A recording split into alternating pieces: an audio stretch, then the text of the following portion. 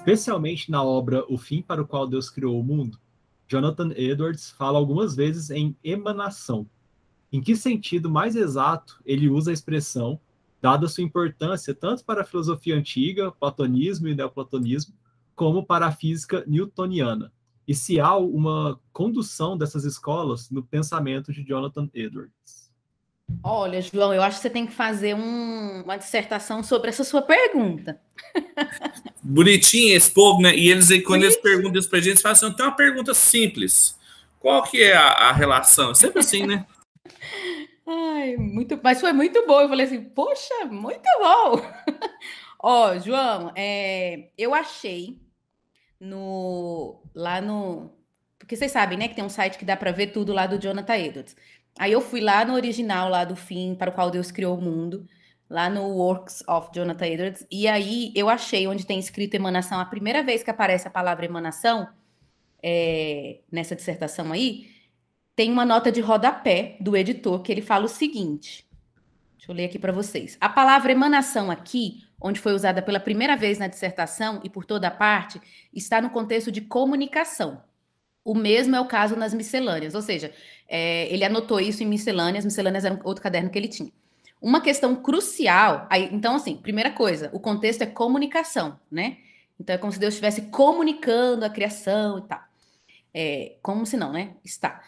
Mas aí ele abre o seguinte precedente. Uma questão crucial é se comunicação governa o significado de emanação, fluindo e as imagens de fonte e luz que Jonathan Edwards usa, ou se emanação governa o significado da comunicação dessas imagens.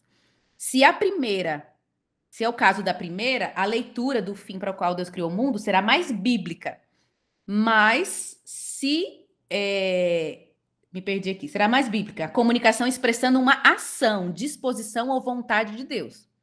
Mas se é a segunda opção, né? Se emanação está guiando a palavra, a leitura vai ser mais neoplatônica. Emanação significando algum tipo de procissão ou saindo de Deus, né? Vou tentar responder, mas o Pedro aí vai me ajudar. Algumas coisas para tentar, além dessa nota de rodapé, tá? Eu falei para vocês que o Edwards ele desenvolveu uma tipologia, né? Ele faz bastante tipologia, não...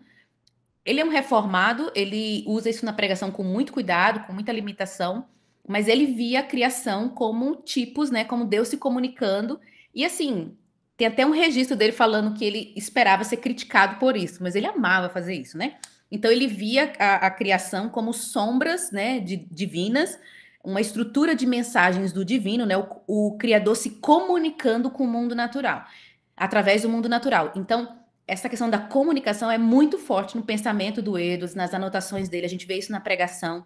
Então ele fala assim, o sol é como, representa, então ele fala muito essa questão da comunicação. E ele comunica por amor, né, como vocês leram lá e tudo mais. E aí eu achei um artigo de uma doutora que fala exatamente esse ponto. Jonathan Edwards em Emanação, exatamente no fim para o qual Deus criou o mundo. Eu não consegui ler o artigo todo, achei agora há pouco, depois eu posso mandar para vocês, mas algumas coisas que ela fala. Sobre o fim, né? O fim para o qual Deus criou o mundo, achei tão interessante, ela coloca assim, não é uma exibição.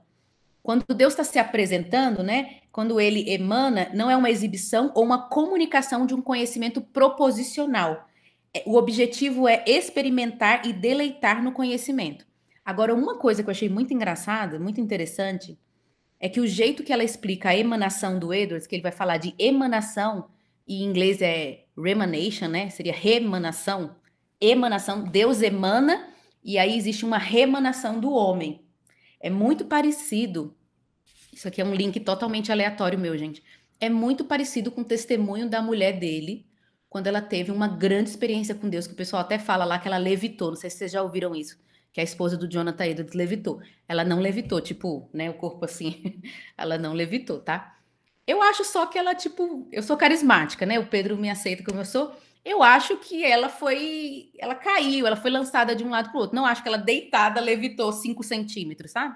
Do jeito que a gente lê lá. Mas um ponto que ela fala é que ela sentia fluxos e refluxos do amor de Deus. Lembra muito isso, emanação e remanação.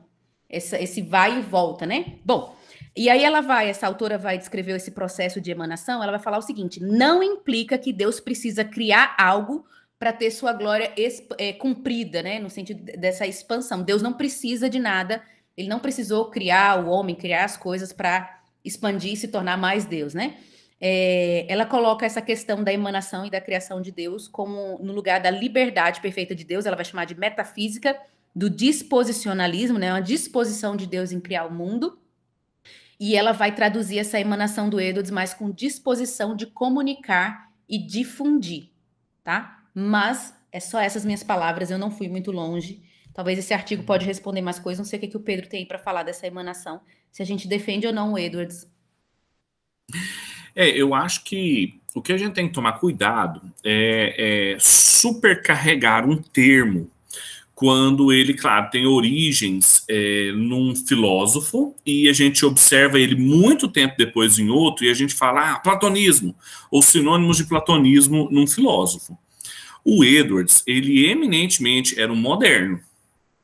A epistemologia, a maneira do Edwards trabalhar é uma maneira moderna. Todos os biógrafos, todos os comentaristas do Edwards são unânimes em defender isso. Assim. O Edwards é um moderno. Ele faz filosofia como um moderno, ele faz teologia como um moderno. O que isso significa? Não significa que ele não conhecia os antigos? Não, claro que conhecia. A gente falou do Agostinho aqui mais cedo, e se a gente está falando do Agostinho, a gente está falando de neoplatônicos, a gente está falando de conhecimento disso, mas seria muito estranho alguém que está consciente, operando com as categorias e em interlocução, respondendo os problemas levantados, principalmente pelo John Locke e pelo Berkeley, utilizar-se de ferramental conceitual do neoplatonismo faz nenhum sentido, gente. Não faz nenhum sentido do ponto de vista filosófico. Ele operar, ele pegar uma categoria do neoplatonismo. Não faz. Agora, faz muito mais sentido no interior da sua teologia, emanação ter um sentido de comunicação. Por quê? Porque tem toda a tradição cristã, onde essa palavra não seria estranha, onde esse sentido não seria forçoso, para que isso tem todo o sentido no interior da Trindade, tudo aquilo que a gente já falou aqui, já tem uma hora que a gente está falando sobre isso. Isso não seria estranho. Agora, seria muito estranho, é como a Carol falou, seria muito mais fácil acusar o Edwards de panenteísta do que de neoplatônico. A gente teria que forçar muito mais, por causa do histórico de... A gente tem, porque assim, o Edwards, se fosse um autor pouco documentado, se a gente não soubesse o que ele estava lendo e o que ele estava escrevendo, a gente poderia ficar em dúvida. Mas ele anotava os livros que ele lia. Carol tá aí, não me deixa mentir. O que ele leu, a ordem que leu, quantas vezes leu, quais livros leu, a gente sabe o que ele leu. Então, assim, ele era um pensador moderno. Não estava lendo Plotino. Não estava. Isso está fora do horizonte intelectual dele. Então, muito difícil. Muito difícil o conceito de emanação ser uma referência ao neoplatonismo. Muito difícil. É muito mais o nosso olhar carregado de, olha, uma categoria neoplatônica aqui no Edwards, do que... E aí a gente vê esse Edwards místico, a gente vê essas experiências, a gente liga a toda essa ascese, a toda essa maneira da gente enxergar alguém que experimenta isso como uma fuga do mundo, e a gente vê essas categorias também presentes no neoplatonismo, a gente fala, pronto, aqui ó, neoplatonismo. Mas não é. Não é. Isso seria uma associação muito rápida e precipitada, na minha opinião. Faz muito mais sentido essa segunda interpretação que a Carol nos fornece de comunicação. Comunicação. Agora, ninguém fez exatamente essa pergunta sobre o John Locke, né? Porque ele, normalmente, a crítica maior é essa, né? Tem a questão do platonismo, que o pessoal costuma atribuir ao Edwards, rapidamente, mas a do John Locke é bem forte também. E eu estava nesse artigo também, achei muito legal as diferenças, né, que ele coloca. Porque realmente tem, você vê que ele usa categorias muito do empirismo, assim, né, termos, realmente.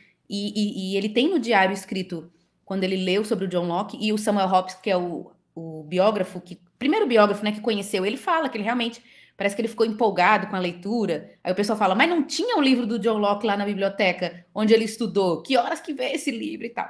Mas eu achei muito interessante como ela frisa as diferenças, porque, por exemplo, na metafísica, o John Locke disse não saber o que está por trás do objeto, né? E o Jonathan Edwards tinha muita clareza de quem está por detrás ali, né?